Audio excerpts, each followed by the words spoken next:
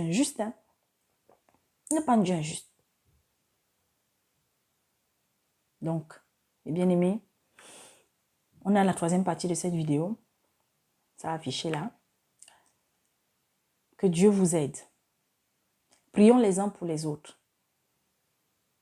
Prions les uns pour les autres. Intercédons pour l'Église. Prions même pour ceux qui sont dans l'égarement là. Prions pour ceux qui croient qu'ils sont au bon endroit alors qu'ils n'y sont pas.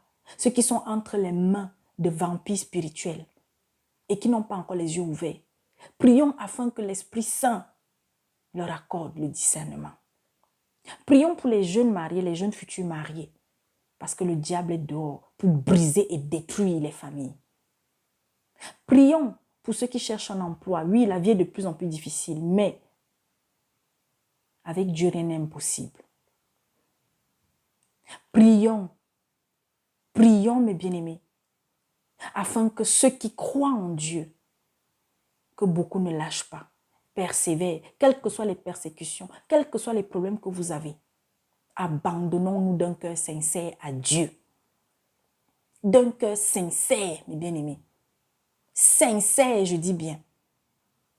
Parce que beaucoup manquent de sincérité. Nous manquons de sincérité. Qui peut tromper Dieu? Tu peux tromper Dieu. Dieu, il te connaît. Il te voit. Même si tu es caché dans quel trou, il te connaît. Il te connaît. Alors arrêtons de croire qu'on peut tromper Dieu. J'ai l'habitude de dire aux enfants,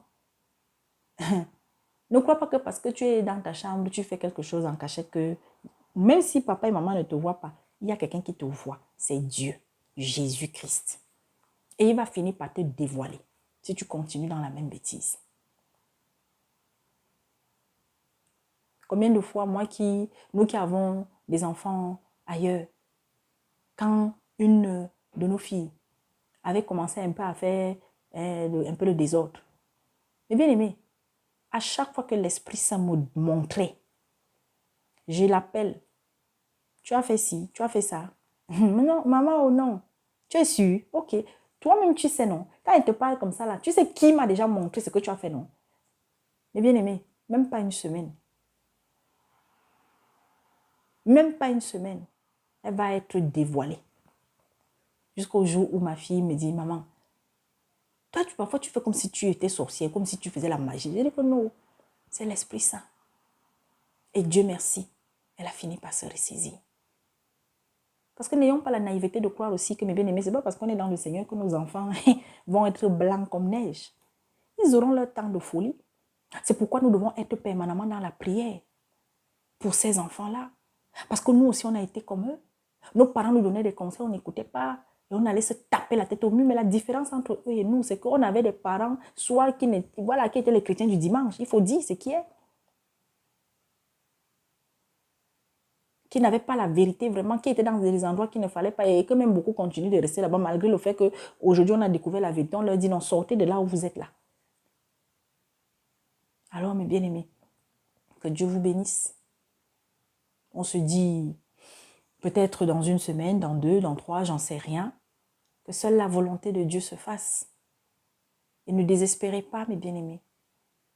Et sachez que quand on a le Saint-Esprit et qu'on marche selon la volonté de Dieu, c'est-à-dire qu'on obéit chaque jour davantage, mes bien-aimés, je vous assure, Dieu, il prend soin de nos arrières et de notre avant.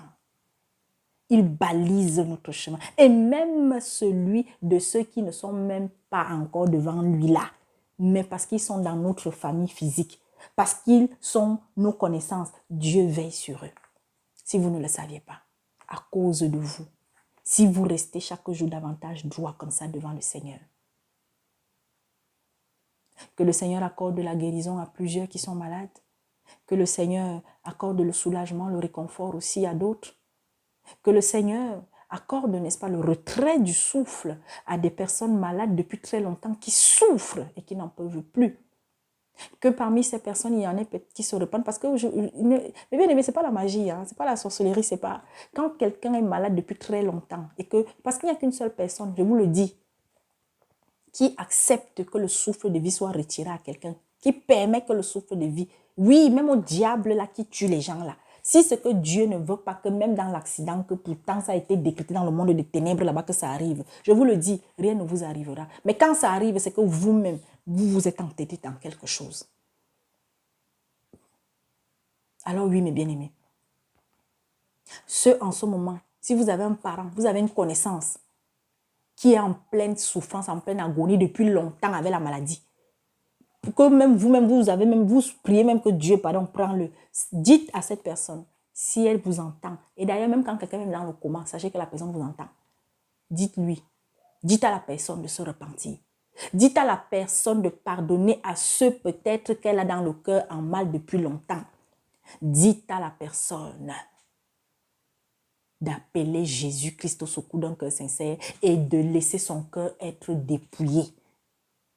Parce que beaucoup sont dans l'agonie pendant longtemps à cause de ce qu'ils ont dans le cœur, à cause des choses abominables qu'ils ou elles ont eu à faire et n'ont jamais confessé d'un cœur sincère.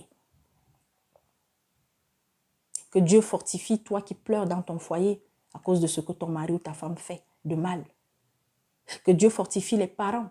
Que Dieu bénisse plusieurs par un esprit de courage et de persévérance. Tant que les enfants sont encore sous votre toit, ils restent sous votre responsabilité. Ils font des bêtises, ils font des choses qui vous font mal. Ils vous heurtent, ils vous blessent. Tournez-vous vers Dieu et priez.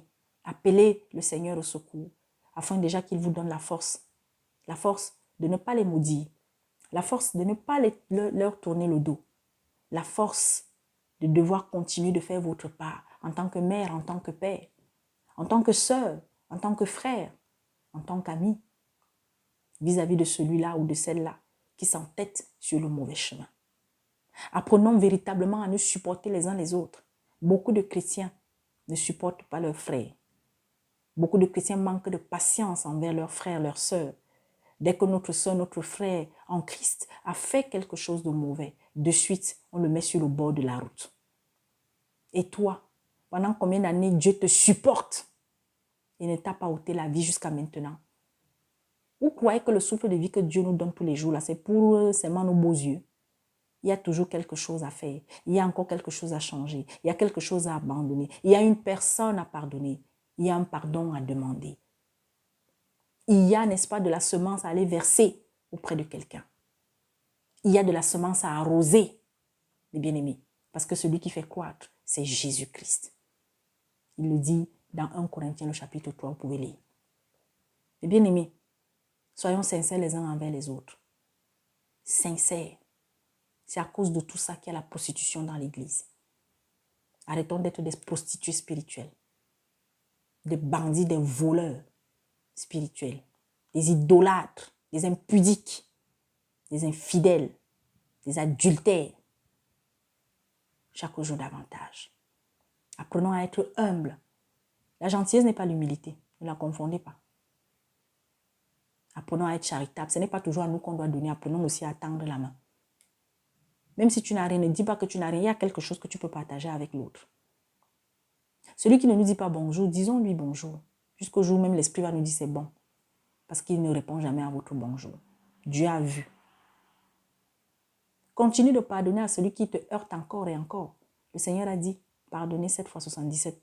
Vous savez combien ça fait? Ça fait beaucoup. Mais en vérité, c'est une fois.